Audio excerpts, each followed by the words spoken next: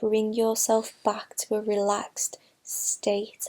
Drop your shoulders. Let go of the tension in your jaw. Open your palms. Be relaxed. Now we're going to lead in to a meditation on compassion.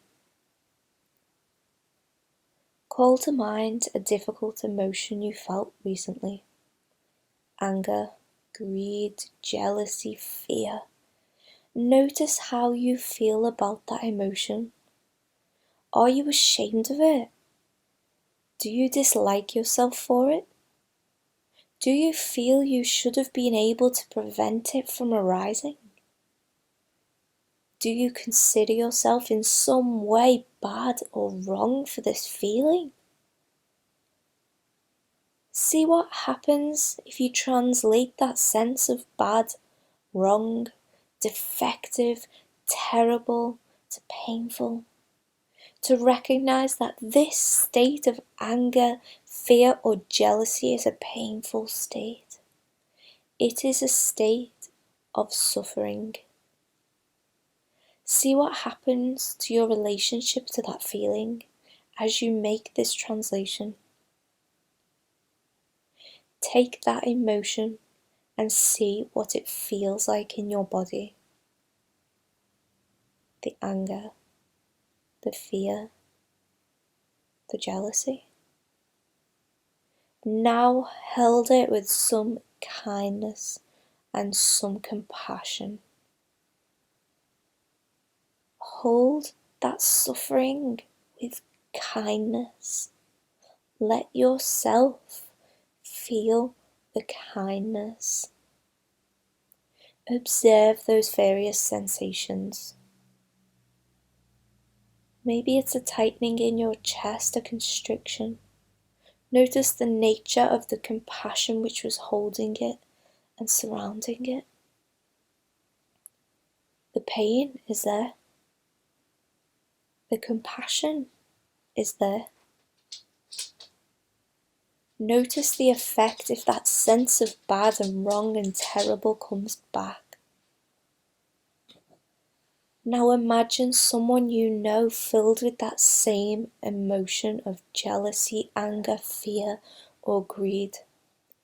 Notice what happens as you describe to yourself those states of emotion as bad, wrong, terrible, horrible. What happens as you respond to them, the states of pain or suffering?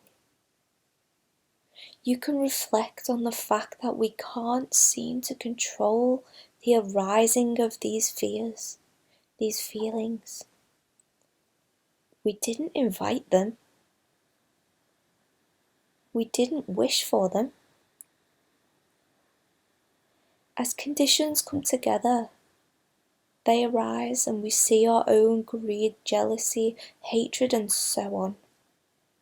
We don't need to be overcome by them. We don't need to be defined by them, fall into them, act from them. We're actually not able to prevent them from arising. This is just in the nature of things for ourselves and for others. We can't commit ourselves to trying to see them very quickly, to recognize their painful nature, to have compassion for ourselves and to let go. We can't commit ourselves to remembering that when someone else is acting badly, the state that is likely motivating them of greed or hatred or fear is a painful state. And we can have compassion for them,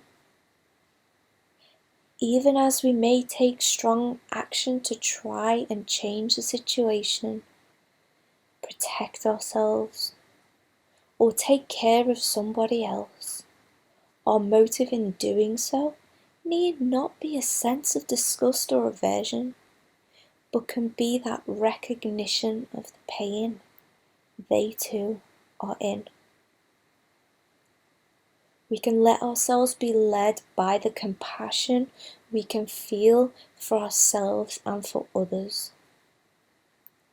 The states of suffering that we feel together can be processed with compassion.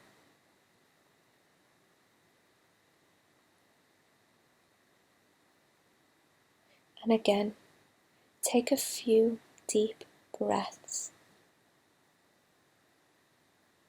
and just let some of that sink in once again.